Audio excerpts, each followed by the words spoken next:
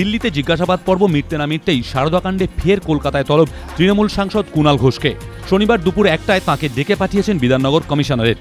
বৃহস্পতিবার সকাল 11টা থেকে কুণাল ঘোষকে 8 ঘণ্টা ধরে জিজ্ঞাসাবাদ করে কোম্পানি বিষয়ক মন্ত্রকের সিনিয়র ফ্রড ইনভেস্টিগেশন অফিস বা SFIO।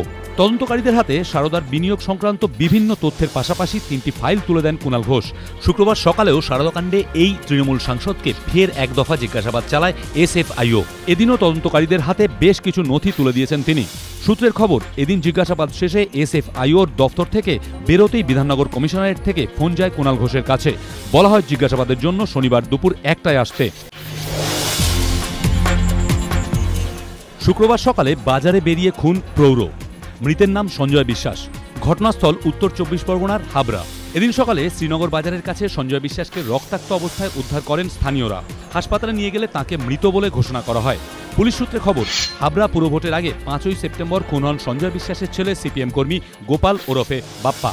খুনের ঘটনায় ইতিমধ্যেই 4 জনকে গ্রেফতার করেছে পুলিশ। সঞ্জয়ের পরিবারের অভিযোগ, গোপালের খুনের ঘটনায় এখনও ধরা পড়েনি মূল অভিযুক্তরা। পরিবারের দাবি, এ ব্যাপারে হাবড়া থানায় যাওয়ার কারণেই খুন হতে হয়েছে সঞ্জয়কে। CPMের অভিযোগ, বেছে বেছে তাঁদের কর্মী সমর্থকদেরই টার্গেট করা হচ্ছে। যদিও সঞ্জয় বিশ্বাস খুনের ঘটনায় রাজনীতির কোনো যোগ নেই বলে দাবি স্থানীয় তৃণমূল নেতৃত্বের। পুলিশ সূত্রের খবর, গাঁজা বিক্রির অভিযোগে একবার সঞ্জয়কে গ্রেফতার করা হয়। এদিন ঘটনাস্থল থেকে একটি রক্তমাখা পাথরের চাই উদ্ধার করেছে পুলিশ। যুবকের মৃত্যু ঘিরে ঘনীভূত রহস্য। বৃহস্পতিবার কেষ্টপুরের বাগজোলা খাল থেকে উদ্ধার হয় এক যুবকের বস্তাবন্দি দেহ। পুলিশ জানিয়েছে মৃতের নাম বিশ্বজিৎ শিকদার। তিনি কেষ্টপুরেরই বাসিন্দা। একটি মুদির দোকানে কাজ করতেন। তদন্তে নেমে 9 জনকে আটক করেছে পুলিশ। মৃতের পরিবারের দাবি, অষ্টমীর দিন সন্ধে বিশ্বজিৎকে বাড়ি থেকে ডেকে নিয়ে যান তাঁর 2 বন্ধু উত্তম ও বুড়ো। অষ্টমীর রাতে বাড়ি ফেরেননি বিশ্বজিৎ। মোবাইল ব্যবহার করতেন না তিনি।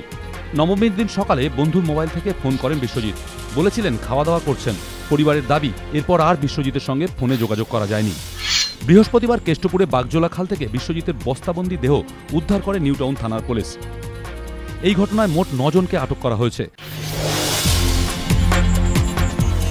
লোকগাথা অনুযায়ী আশ্বিনের শুক্লপক্ষের চতুর্দশীতেই তারাপীঠে মায়ের আবির্ভাব।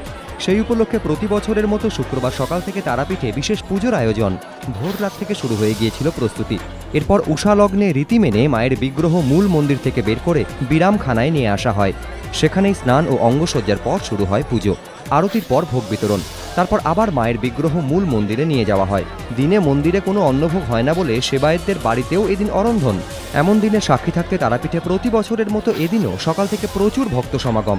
বেলা বাড়ার সঙ্গে সঙ্গে মন্দিরের বাইরে লাইন বেড়েছে। রাজ্যের বাইরে থেকেও বহু ভক্ত ভিড় জমিয়েছেন পুণ্য লাভের আশায়। ভক্তদের পাশাপাশি মন্দিরে ভিড় জমিয়েছেন বহু সাধু সন্ন্যাসী।